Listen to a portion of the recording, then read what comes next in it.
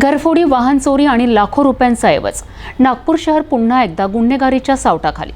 परंतु यावेळी गुन्हे शाखा युनिट 4च्या झडपेसमोर गुन्हेगार टिकू शकले नाहीत.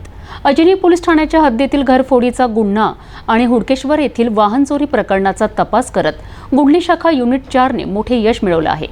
लाखो रुपयांचा मुद्देमाल जप्त करत आरोपींना पोलिसांच्या ताब्यात देण्यात आलाय. गुन्हे शाखा युनिट क्रमांक 4 ने केलेल्या कार्यवाहीने नागपूर शहरात घडलेल्या 2 गंभीर गुन्ह्यांचा छडा लावण्यात आला आहे. अजनी पोलीस ठाण्याअंतर्गत नमूद असलेल्या गुन्ह्यात कलम 331(4), 331(3) आणि 305(a) BNS अंतर्गत घरफोडीचा आरोप होता. हुडकेश्वर पोलीस ठाण्याअंतर्गत सुद्धा कलम 303(2) BNS अंतर्गत वाहन चोरीचा गुन्हा दाखल होता. या दोन्ही गुन्ह्यांचा तपास करत गुन्हे शाखेच्या युनिट क्रमांक 4 ने 2 आरोपींना ताब्यात घेतला आहे. सुमित पवन सोनटक्के, वय वर्ष 24, राहणार अजनी रेल्वे क्वार्टर्स, नागपूर, तर 2 विधी संघर्ष बालकांचा समावेश आहे. पोलिसांनी या आरोपींकडून तब्बल 14,04,200 रुपयांचा मुद्देमाल जप्त केला.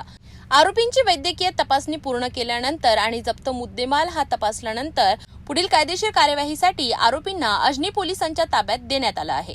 नागपूर गुन्हे शाखेच्या युनिट क्रमांक 4 ने पुन्हा एकदा ठोस आणि धडक कारवाई करत गुन्हेगारांच्या मुसक्या आवळल्या आहेत. नागपूरमध्ये वाढणाऱ्या चोरी, घरफोडीच्या घटनांना आळा घालण्याकरिता पोलीस दल सज्ज आहे. गुन्हे शाखा युनिट 4च्या तत्पर आणि चोख कारवाईमुळे आज 2 गंभीर गुन्हे उघडकीस आलेत.